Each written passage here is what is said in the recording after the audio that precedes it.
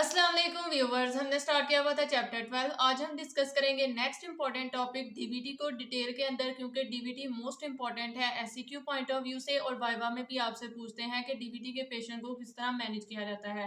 तो सबसे पहले हम डिस्कस करेंगे डीबीटी को, डीबीटी के रिस्क फैक्टर्स को, साइन एंड सिम्टम्स क्या आएंगे और किस तरह हम डीबीटी को डिफ्रेंशिएट कर सकते हैं पल्मोनरी एम्बोलिज्म से, और डीबीटी के रिस्क फैक्टर्स को किस तरह रिड्यूस किया जा सकता है और इसकी मैनेजमेंट हम किस तरह करेंगे। तो डीबीटी बेसिकली हम कहते हैं डीप वेन थ्रोम्बोसिस को। डीबीटी क्या होता है कि फॉर एग्जांपल ये लेग की वेन्स है, ठीक है, डीप वेन्स है।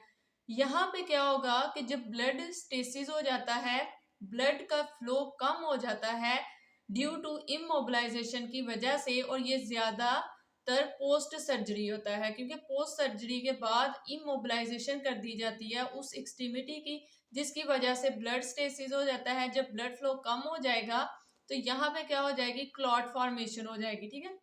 यहाँ पे क्या हो जाएगी, थ्रोम्बस की डेवलपमेंट स्टार्ट हो जाएगी, ठीक है।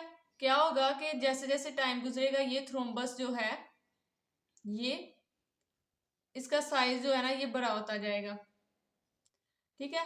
तो क्या होगा कि जब ज्यादा देर इमोबिलाइजेशन रहेगी तो ये जो थ्रोम्बस है ना इसके ब्रेक होने के बहुत ज्यादा चांसेस होते हैं। ये यहाँ से ब्रेक होके एम्बोलिज्म, ठीक है, बन जाता है। और जब ये एम्बोलिज्म जाता है टूवर्ड्स दी, ठीक है, थ्रू दी वीनस सर्कुलेशन के थ्रू ये जाता है टुवर्ड्स दी राइट एट्रियम, और वहां पे जाके ये क्या करता है, राइट एट्रियम से राइट वेंट्रिकल में, और राइट वेंट्रिकल से जब ये पल्मोनरी सर्कुलेशन में जाता है तो पल्मोनरी सर्कुलेशन में जाके जो पल्मोनरी आर्टरीज होती है ना उनका जो ल्यूमन होता है ना वो होता है नैरो, तो उनको ब्लॉक कर देगा। ब्लॉकेज की वजह से पेशेंट को ऑक्सीजन सप्लाई सही तरह से नहीं मिलेगी और पेशेंट डेथ की तरफ जा सकता है।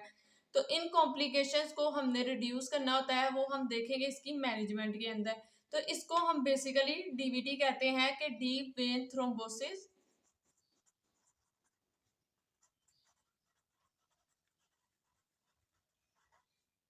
ठीक है। ये लोअर लेग्स की डीप वेन्स में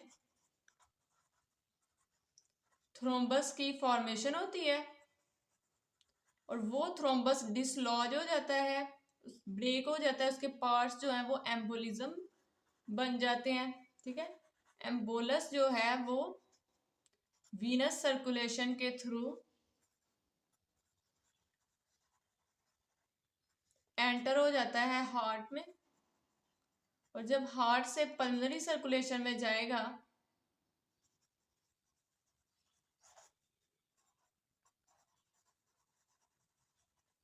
तो वो ब्लॉकेज कर देगा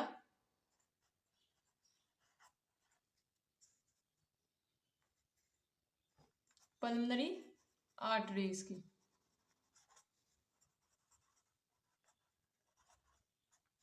ठीक है। और अल्टीमेटली पेशेंट पल्मोनरी अरेस्ट हो जाएगा, क्योंकि पेशेंट की ऑक्सीजन एक्सचेंज जो कैपेसिटी होगी वही बहुत ज़्यादा कम हो जाएगी। स्कीमिया की वजह से पेशेंट को क्या होगा, पल्मोनरी अरेस्ट हो जाएगा। तो ये बेसिकली होता है डीवीटी। देन हम डिस्कस कर लेते हैं इसके साइन एंड सिम्टम्स,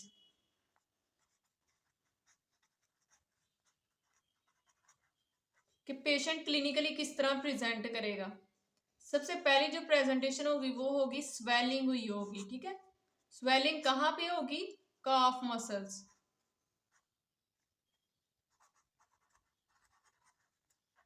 ठीक है। काफ मसल्स के अंदर बहुत ज्यादा टेंडरनेस होगी, डल एचिंग पेन होगी बहुत ज्यादा सवियर किस्म की, और वो जो स्वेलिंग वाला एरिया होगा वो बहुत ज्यादा हीटेड एरिया होगा, और स्किन का जो कलर है वो भी बहुत ज्यादा रेड होगा, रेडनेस होगी। तो ये बेसिकली साइन एंड सिम्टम्स होंगे। अब हम डीवीटी के पेशेंट को किस तरह डिफ्रेंशिएट कर सकते हैं पल्मोनरी एम्बोलिज्म के पेशेंट के, कि पल्मोनरी एम्बोलिज्म का पेशेंट किस तरह क्लिनिकली प्रेजेंट करेगा। तो उसके जो साइन एंड सिम्टम्स हो गए उनको अब हम डिस्कस कर लेते हैं।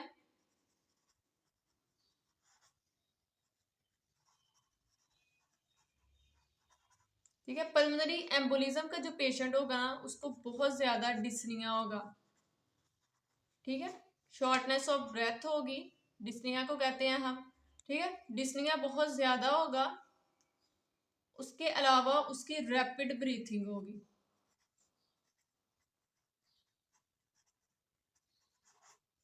ठीक है, पेशेंट को हिमोप्टेसिस हो रहा होगा।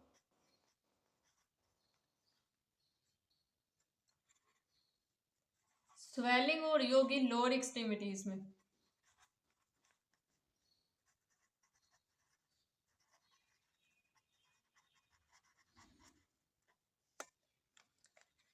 ठीक है, एक्सेसिव स्वेटिंग हो रही होगी, एनोरेक्सिया होगा। ठीक है, तो ये साइन एंड सिम्टम्स आएंगे जिनकी बेसिस के ऊपर हम डिफरेंशिएट कर लेंगे पेशेंट को फ्रॉम दी डीवीटी से। नेक्स्ट हम डिस्कस कर लेते हैं कि क्या क्या इसके रिस्क फैक्टर्स होंगे जिसकी बेसिस के ऊपर पेशेंट को डीवीटी डेवलप हो सकता है।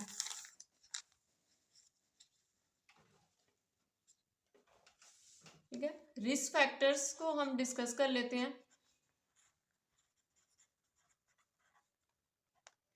जो मेजर रिस्क फैक्टर आ जाता है डीवीटी के अंदर वो आ जाता है इमोबिलाइजेशन।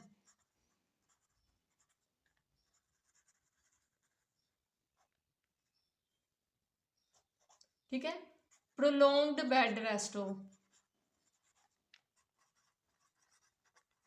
ठीक है, या फिर पेशेंट का सिडेंट्री लाइफस्टाइल है, कोई भी एक्टिविटीज को वो परफॉर्म नहीं करता।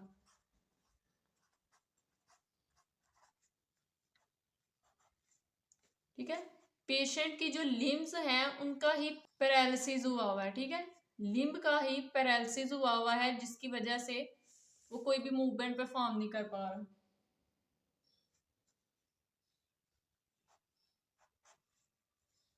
ठीक है, या फिर कोई मलिग्नेंट ट्यूमर है।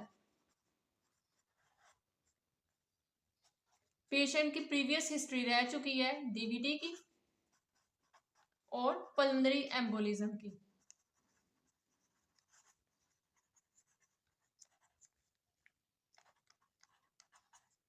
ठीक है, पेशेंट को बहुत ज्यादा ओबेसिटी है, या फिर वो ओरल कॉन्ट्रासेप्टिव्स का यूज कर रहा है।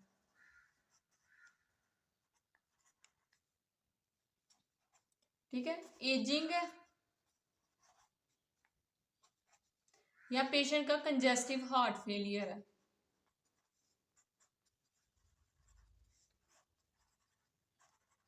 ठीक है, जब कंजेस्टिव हार्ट फेलियर होता है तो पंप नहीं हो रहा होता blood towards the systemic circulation, तो क्या हो रहा है वीनस सर्कुलेशन में ब्लड बहुत ज्यादा एक्यूमुलेट होने लग पड़ता है जिसकी वजह से ब्लड फ्लो रुक जाता है। ब्लड फ्लो कम होने की वजह से वहां पे थ्रोम्बस की फॉर्मेशन होने के चांसेस बहुत ज्यादा इंक्रीज हो जाते हैं। इसलिए जो रिस्क फैक्टर में कंजेस्टिव हार्ट फेलियर भी इसका एक रिस्क फैक्टर है। देन आ जाता है जो नेक्स्ट रिस्क फैक्टर है वो है प्रेगनेंसी। ठीक है, प्रेगनेंसी के अंदर भी बहुत ज्यादा चांसेस होते हैं डीवीटी होने के। ठीक है, तो ये होते हैं रिस्क फैक्टर्स। अब इन रिस्क फैक्टर्स को हम किस तरह प्रिवेंट किया जा सकता है ताकि डीवीटी ना हो सके, तो इन रिस्क फैक्टर्स को रिड्यूस करने के लिए सबसे पहले हम तो क्या करेंगे, पेशेंट को कहेंगे कि वो यूज करे एंटी कोएगुलेंट्स। ठीक है, एंटी कोएगुलेंट्स का यूज करें। ठीक है, एंटी कोएगुलेंट्स में क्या आ जाती है, एस्पिरिन आ जाती है। ठीक है, हेपारिन आ जाती है, तो वो इनका यूज करें। ठीक है, ये तो हो गई फार्माकोलॉजिकल मैनेजमेंट। अब हम कंजर्वेटिवली किस तरह मैनेज कर सकते हैं। ठीक है, तो इसको रिड्यूस करने के लिए सबसे पहले तो हमने मोबिलाइजेशन स्टार्ट कर देनी है आफ्टर सर्जरी। ठीक है, इमीडिएटली हमने फौरन सर्जरी के बाद मोबिलाइजेशन स्टार्ट कर देनी है। मोबिलाइजेशन किस तरह कराएंगे हम, एंकल पंपिंग एक्सरसाइजेस को हम फौरन स्टार्ट कर देंगे। ठीक है, नेक्स्ट हम क्या करेंगे कि एलिवेशन कर देंगे। ठीक है, उस पार्ट की। ठीक है, उस पार्ट की कह सकते हैं ठीक है, एलिवेशन कर देंगे हम एक्सट्रीमिटी की। ठीक है, नेक्स्ट हम क्या करेंगे, हम न्यूमेटिक कंप्रेशन डिवाइसेस भी यूज कर सकते हैं, कंप्रेशन बैंडेजेस भी यूज कर सकते हैं। ठीक है, तो इसकी वजह से भी स्वेलिंग रिड्यूस हो सकती है। ठीक है, एंड कंप्रेशन गारमेंट्स।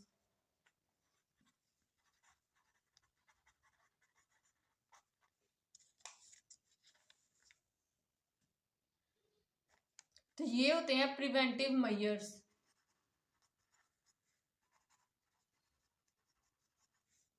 नेक्स्ट हम डिस्कस कर लेते हैं कि अगर डीवीटी का पेशेंट आपके पास क्लिनिकली प्रेजेंट करता है तो आपने उसको किस तरह मैनेज करना है।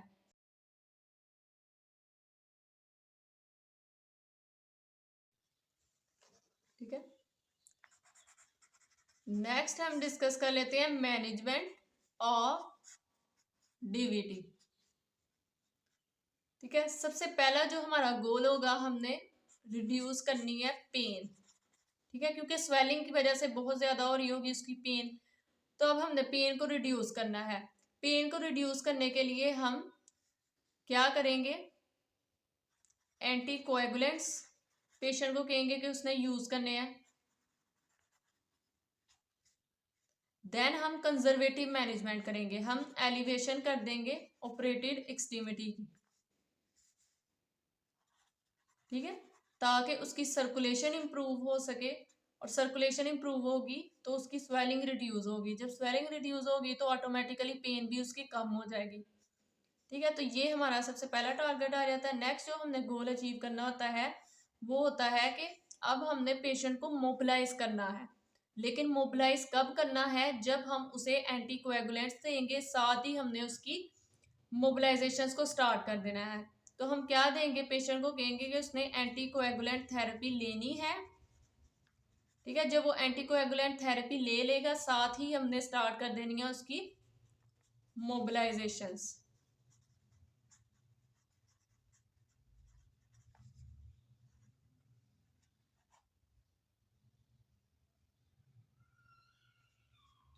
तो इसके लिए हम क्या करेंगे, हम ग्रेडेड कंप्रेशन स्टॉकिंग्स के थ्रू पेशेंट की मोबिलाइजेशन स्टार्ट कर देंगे। ठीक है, ताकि पेशेंट की सर्कुलेशन भी इंप्रूव हो सके और कंप्रेशन स्टॉकिंग्स की वजह से उसका एडीमा भी कम हो सके। ठीक है, तो एंटी कोएगुलेंट्स हम यूज करेंगे, साथ साथ हम क्या करेंगे, हम उसकी मोबिलाइजेशन करवाएंगे। एंटीकोएगुलेंट्स को पहले देने का क्या पर्पस है, हम मोबिलाइजेशंस कभी भी एंटीकोएगुलेंट्स के बगैर नहीं करवाते, क्योंकि अगर हम उस ऑपरेटेड एक्सट्रीमिटी को मूव करेंगे तो अगर उसके अंदर थ्रोम्बस फॉर्मेशन हो चुकी हुई है तो वो थ्रोम्बस डिसलॉज होकर पल्मोनरी एम्बोलिज्म काज कर सकता है। इसलिए हमने कभी भी एंटीकोएगुलेंट्स के बगैर मोबिलाइजेशंस नहीं करवानी। हम एंटीकोएगुलेंट्स को इसलिए पहले देते हैं ताकि अगर तो थ्रोम्बस फॉर्मेशन हो चुकी है तो वो थ्रोम्बस रिमूव हो जाए। ठीक है, ताकि वो पल्मोनरी एम्बोलिज्म ना काज कर सके जब हम उस ऑपरेटेड एक्सट्रीमिटी को मूव करें। तो इसलिए हमने एंटीकोएगुलेंट्स के साथ साथ ही मोबिलाइजेशन स्टार्ट करनी होती है। देन आ जाता है नेक्स्ट हमारा पर्पस कि अब हमने फंक्शनल मोबिलिटी को गेन करना है जब एक्यूट सिम्टम्स कम हो जाएंगे। ठीक है, तो फंक्शनल मोबिलिटी को अब हमने गेन करना है, तो फंक्शनल मोबिलिटी को गेन करने के लिए हम क्या करेंगे, पेशेंट ने कंप्रेशन स्टॉकिंग्स ही पहनी होगी, हम एम्बुलेशन ट्रेनिंग करवाएंगे। ठीक है, पेशेंट ने कंप्रेशन स्टॉकिंग्स ही पहनी होगी, हम उसके साथ ही पेशेंट को एम्बुलेशन ट्रेनिंग करवाएंगे।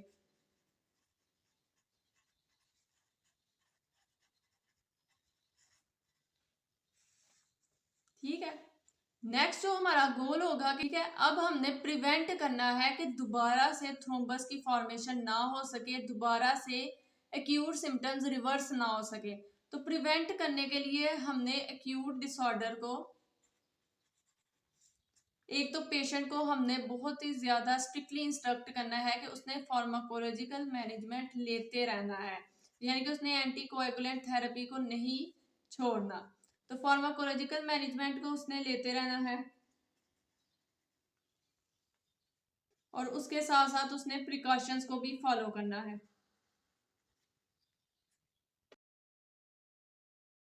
ये बेसिकली मैनेजमेंट थी डीबीटी की। ये मोस्ट इंपॉर्टेंट एससीक्यू है, वाइवा में भी आपसे पूछते हैं, इसलिए आपने इसको स्किप नहीं करना। अगर आपको इसके अंदर कोई भी मसला हो तो आप कमेंट सेक्शन में पूछ सकते हैं। अल्लाह हाफिज।